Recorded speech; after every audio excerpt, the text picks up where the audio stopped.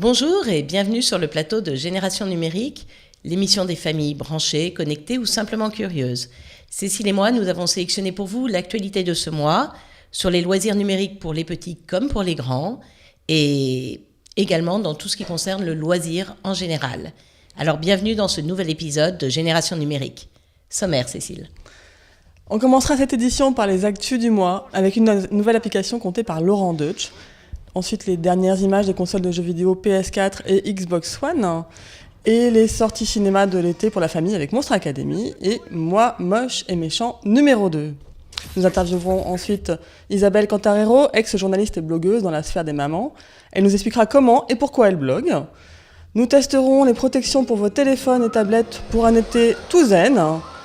Et nous terminerons par nos coups de cœur avec plus ou moins de sport pour les sportifs de cet été, avec un beau vélo pas fatigant et un panier de basket ultra light. On démarre tout de suite par l'actualité, mais avant de démarrer, je voulais juste introduire notre invitée Skype, Isabelle Cantarero, blogueuse donc, qui nous présentera tout à l'heure, qui nous expliquera toute son aventure dans la blogosphère de maman. Isabelle, on te retrouve juste après ? À tout à l'heure. Merci, à tout de suite. Donc on démarre l'actualité avec une toute nouvelle application que Nathalie nous a trouvée, qui s'appelle... Alors c'est Les Aventures extraordinaires de Gaspard. C'est une toute nouvelle maison d'édition, Le Chaudron Magique, qui nous la propose. Alors c'est pour les petits, on peut y jouer dès 2-3 ans. Et on va apprendre plein de petites choses sur le maniement d'un écran tactile. On a un très joli graphisme, c'est très mignon. Et surtout, on a la voix de Laurent Deutsch. Moi, personnellement, je suis assez fan de l'acteur. Il a énormément d'humour. Et ça nous emmène tout au long de l'aventure avec les petits personnages qui sont très mignons. On a des activités qui sont entrecoupées dans l'aventure, où on peut les refaire de façon individuelle si on le préfère. Donc, c'est plutôt bien adapté aux tout petits. C'est une jolie application pour les vacances. D'accord, super. Dans l'univers marin, la plage, la mer, tout ça. Parfait. Alors, côté console de jeux vidéo en dehors des tablettes, le salon i3 vient de se terminer. Donc nous avons eu l'honneur de découvrir un peu plus de choses sur les consoles Xbox One et PS4. Le salon était bien rempli, les stands Microsoft et Sony ont fait stand plein, et les gens se sont bousculés pour voir la nouvelle console. On a eu quelques images de la console Xbox One, on a eu aussi quelques images de la console PS4. En plus de la console Xbox One, Microsoft a annoncé une nouvelle Xbox 360 qui sera plus fine, plus élégante, plus silencieuse. Elle sera au même tarif que la Xbox actuelle, à partir de 200 € jusqu'à 300 € pour le pack Kinect. La sortie est imminente puisqu'elle est déjà sortie aux États-Unis, en Irlande et en Angleterre. Donc on attend bientôt pour l'Europe. La Xbox One, quant à elle, sortira en Europe à 499 €. La PS4, elle, est annoncée pour décembre et devrait être un peu moins chère, autour de 400 €. Donc la Xbox sort en novembre et la PS4 en décembre. Donc un petit décalage qui peut coûter cher à Sony. On attendra de voir ça à Noël. Mais c'est des cadeaux de Noël, quoi. A priori, s'ils ont leur place en rayon, ils auront la place sous le sapin aussi. Ça devrait plaire, c'est sûr, à la rentrée. Un an après la sortie de la Wii U, on attend de voir la future bataille des consoles pour Noël. On n'aura que des next-gen dans nos foyers. Ou pas, parce que, souvent, pour les plus jeunes, c'est pas toujours nécessaire d'avoir le dernier matos. Non, après, en plus, les nouvelles consoles vont bien se battre parce qu'elles ont toutes des avantages ou des inconvénients qui sont très différents. Celle d'Xbox est très connectée à Internet, ne pourra pas forcément fonctionner. Les anciens jeux ne seront pas forcément rétrocompatibles. Donc, la Xbox One part avec quelques piste un petit peu qui commence à déplaire aux fans. Oui, la j'ai PS4, vu quelques commentaires un peu rageurs de certains. Je sais que Isabelle est sur Xbox. Je sais pas si elle attend la Xbox One pour changer à Noël ou si vous avez déjà vu des choses sur la Xbox. Je pense que le succès de l'une ou de l'autre dépendra essentiellement des logiciels qui seront supportés sur telle ou telle console. Mais effectivement, moi je vis avec un fan de jeux vidéo, donc j'ai à peu près toutes les consoles à la maison. Mais surtout avec les enfants, on joue toujours sur la Nintendo. Je pense que c'est la plus familiale et ils ont bien compris qui était leur cible. Alors moi, je vous ai sélectionné une petite chose un peu étrange.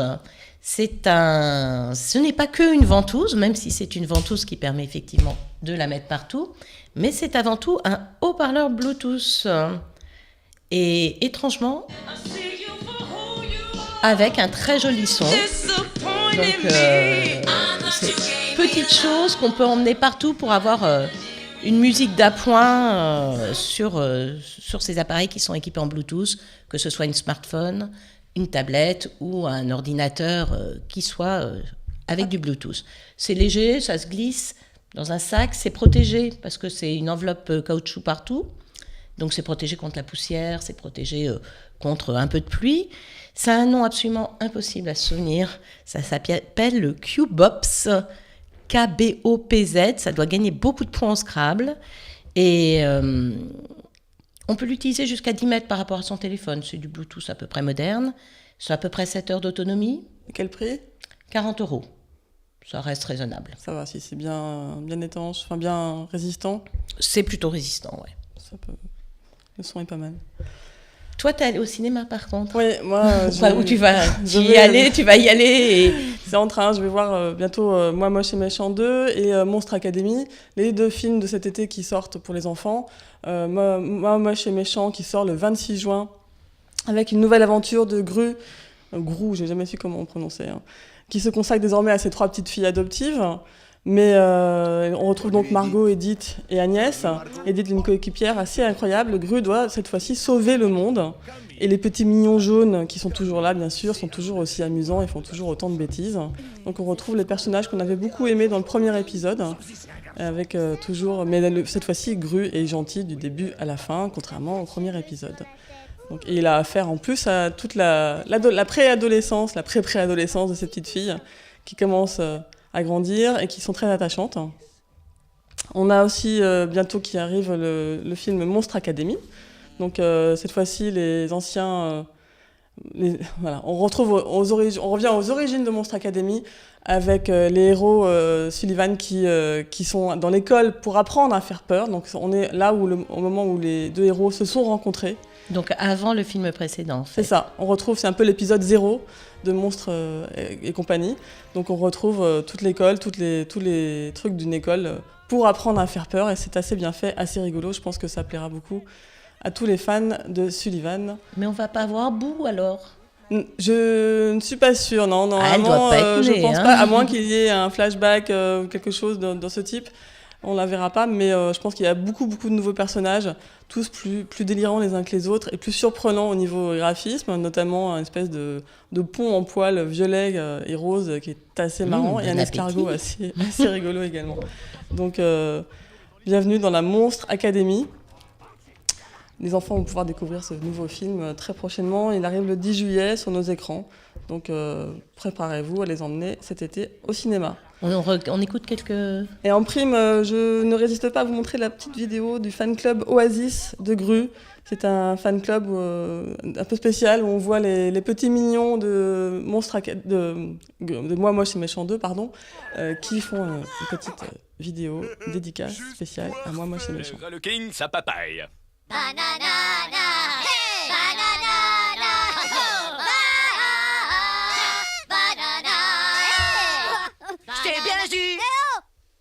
Du citron t'envoie grave du jus, ouais. Mais t'es mon meilleur compote, toi. Oasis, super fan de Moi Moche et Méchant 2. Paraco slip, mon cas. Tout fait une drôle de fruit.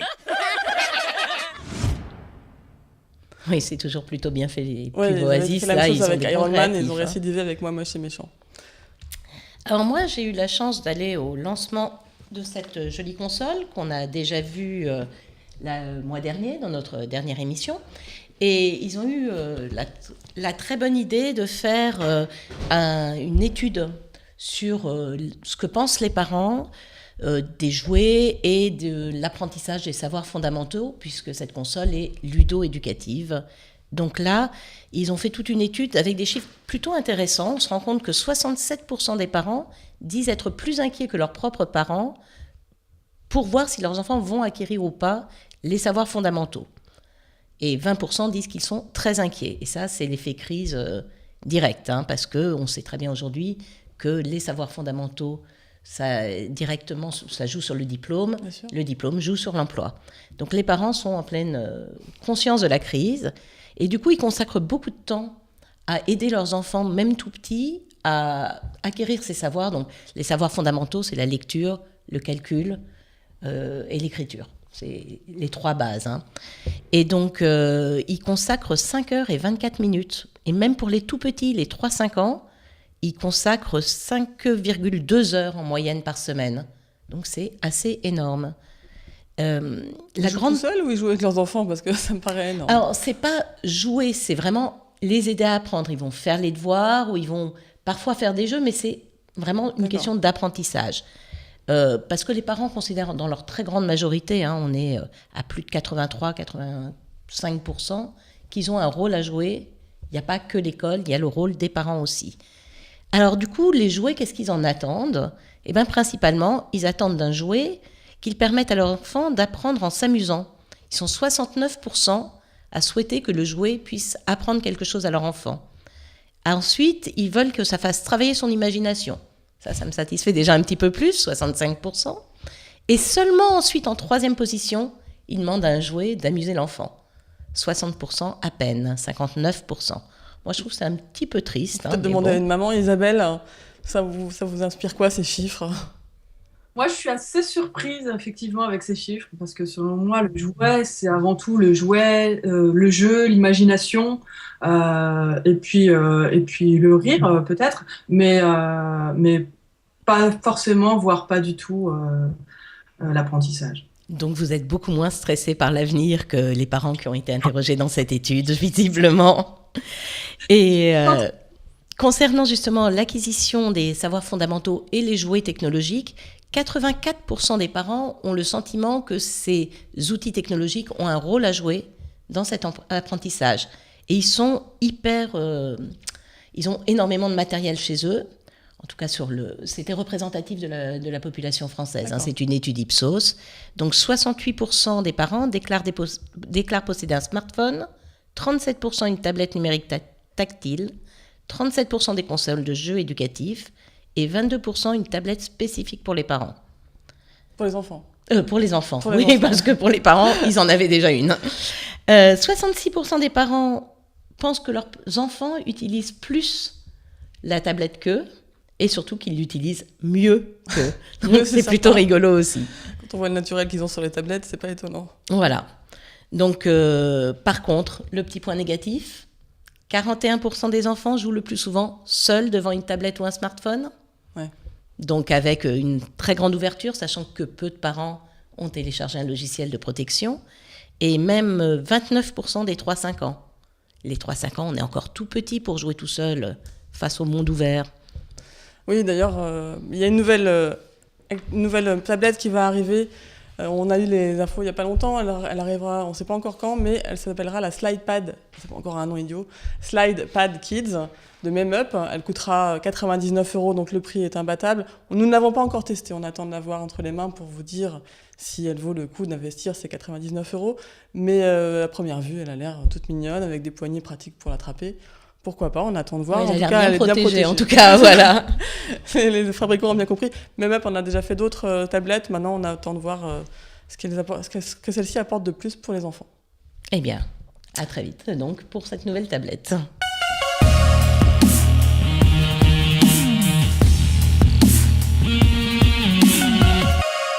Nous accueillons donc Isabelle Cantarero, ex-journaliste, 38 ans, 2 enfants, garçon et fille, qui est aujourd'hui blogueuse dans la blogosphère Maman, qui a ouvert son blog, qui est toujours le même, en 2007. Isabelle, bonjour, rebonjour. Bonjour. Bonjour Isabelle. Alors pourquoi avoir ouvert un blog ? Alors en fait, sur le moment, on ne se pose pas du tout la question du pourquoi on ouvre un blog. C'est toujours quelque chose qui vient de façon assez spontanée, sur un coup de tête. Et c'est ça qui est assez formidable avec le blog, c'est que on a une liberté extrême, on publie ce qu'on veut, quand on veut. C'est vraiment très très simple et ça nous permet d'être, pour une fois, de décider d'être notre propre patron finalement. On décide de ce qu'on écrit et de ce qu'on publie tout seul. D'accord. Alors aujourd'hui, votre blog, monblogdemaman.com, est assez reconnue, parmi les plus belles places de la blogosphère familiale. Est-ce qu'aujourd'hui on peut dire que vous êtes une experte? Est-ce que Isabelle de Mon Blog de Maman est une experte de la blogosphère maman et des réseaux sociaux et de la vie des mamans sur Internet? Je pense qu'effectivement, en tout cas, j'ai depuis 2007 une certaine expérience qui m'a permis de voir les débuts de la blogosphère maman, où nous étions très peu et où les marques ne s'intéressaient pas du tout au blog de maman, et de voir l'évolution il y a 3 ou 4 ans avec cet afflux de marques qui essayent de prendre la parole sur les blogs de maman.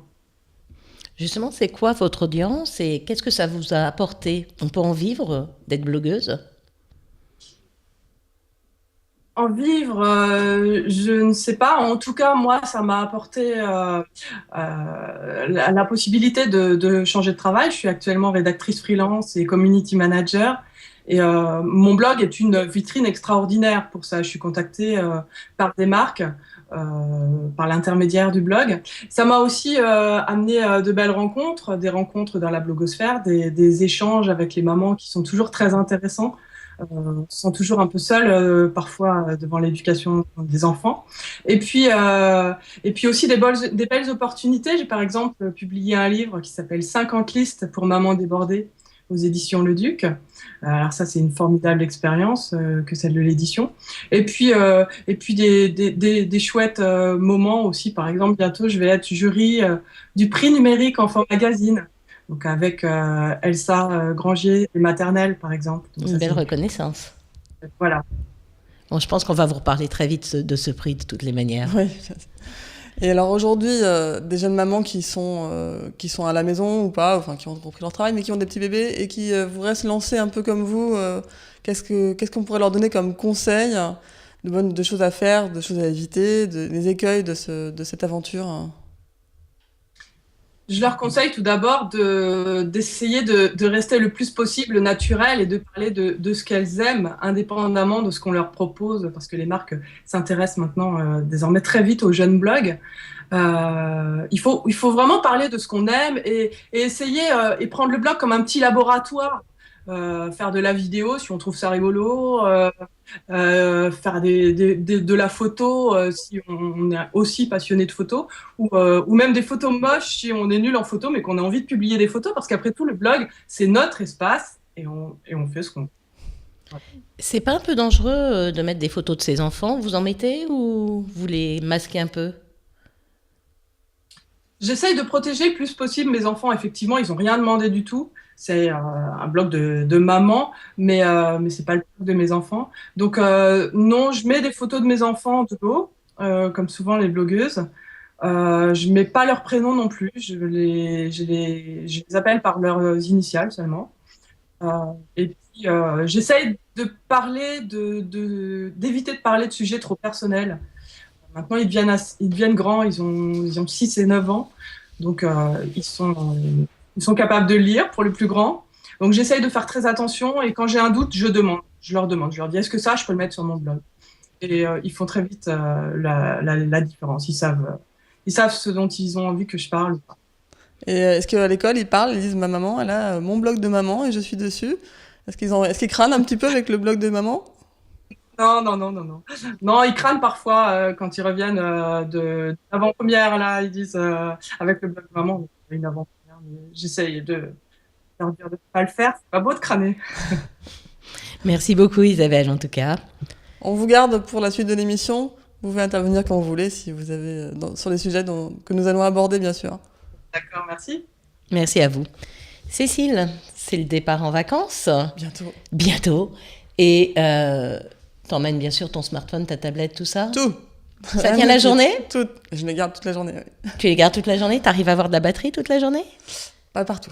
Ah, tu fais comment pour économiser ta batterie? Bon, alors un petit truc, vraiment un tout petit, mais quand on ne connaît pas, c'est idiot de ne pas le faire, donc on vous le présente sur Génération Numérique. Donc pour économiser sa batterie sur son iPhone, c'est vraiment important pour les vacances. Un truc tout simple, vous appuyez 2 fois sur le bouton de milieu. Et là, on voit toutes les applications qui sont ouvertes. On sait maintenant que l'iPhone, le dernier OS, est capable de gérer est multitâche, est capable de gérer plein d'applications en même temps. bon, elles prennent tous beaucoup d'énergie, même quand on pense qu'elles ne s'affichent pas à l'écran. Elles ne sont quand jamais fermées, en fait. Quand on clique sur le bouton central, on quitte l'appli, mais on ne la ferme pas. On ne la ferme pas. Et les applications, notamment celles qui ont un GPS intégré, donc tout ce qui est plan, Mappy, reconnaissance, même le Vélib. Même celle du Vélib. Toutes celles-là consomment énormément d'énergie. Donc, on ferme. Il suffit d'appuyer une fois dessus. On a tous les sens interdits. On ne bouge pas son doigt et hop, on y va. On ferme. Et je vous assurer que si vous avez des enfants qui sont très joueurs, ils sont capables d'ouvrir un nombre d'applications assez étonnant en très peu de temps. Donc, n'oubliez pas de les fermer parce que vous voyez, même sur ce. Il n'y a même pas quand même les adultes parfois oublient. Il y en a des tonnes d'ouvertes. Voilà. Hop. Voilà, je vais gagner beaucoup de batterie. Faites-le régulièrement parce que c'est bête, mais ça vous économisera de la batterie et je sais que c'est utile sur l'iPhone. Hop, je te prends. Merci Cécile. Alors, c'est bientôt justement la rentrée, parce que les vacances... Non. Si, parce qu'il y a des gens super prévoyants. Et ces gens super prévoyants, ils ont leur liste de courses scolaires. Déjà ? Dès la sortie de l'école. Et dans la liste de courses scolaires, il y a un truc qui est quasiment indispensable dès la primaire. Ce sont les calculettes. Et ce n'est pas toujours évident de savoir quelle calculette choisir. Donc, il y a 2 marques qui se disputent le marché. Il y a Casio d'une part, Texas Instruments de l'autre. Il ne faut pas chercher à se dire « je vais prendre la calculette super élaborée dès le primaire parce que comme ça, je suis tranquille pour toute la scolarité ». Parce que s'il y a eu différentes calculettes et différents niveaux, ce n'est pas pour rien. C'est parce qu'elles sont adaptées vraiment au niveau de l'enfant. Ça ne sert à rien d'offrir à un enfant une calculette telle que celle-ci, qui est super compliquée. Même moi, j'ai un peu de mal à m'en servir. Alors que quand ils sont tout petits, ce type de calculette, des gros boutons, peu de fonctions, mais suffit où est le bouton on amplement. sur celui-ci ? Eh bien, écoute, je l'avais trouvé et je vais sûrement le retrouver. Je laisse faire. Donc ici, nous avons une calculette qui est résistante, peu de boutons et le gros avantage, c'est qu'elle coûte entre 10 et 15 €. On a ensuite un niveau collège, parce qu'au collège, on commence les fonctions. Donc, on a une calculette qui est toujours légère, toujours des gros boutons, des grosses touches pour s'y retrouver, et quelques fonctions, puisqu'on commence vraiment les calculs mathématiques. Donc là, on a une fonction que j'aime beaucoup, qui s'appelle la fonction vérif. Alors, cette fonction, elle vous permet d'inscrire votre calcul, de demander si le résultat est bon ou pas. Mais la calculette ne vous donne pas le résultat. 4 plus 4 égale à vous de trouver. C'est un peu sadique, mais... Et là, on est dans les 20-25 €, donc on reste quand même encore dans des choses assez raisonnables. Quand on monte au lycée, surtout si on est en section scientifique, là, on arrive dans les choses tout à fait sérieuses et on va avoir des représentations graphiques. Donc là, c'est beaucoup plus complexe. Tellement complexe que je n'ai toujours pas trouvé le bouton on-off, moi.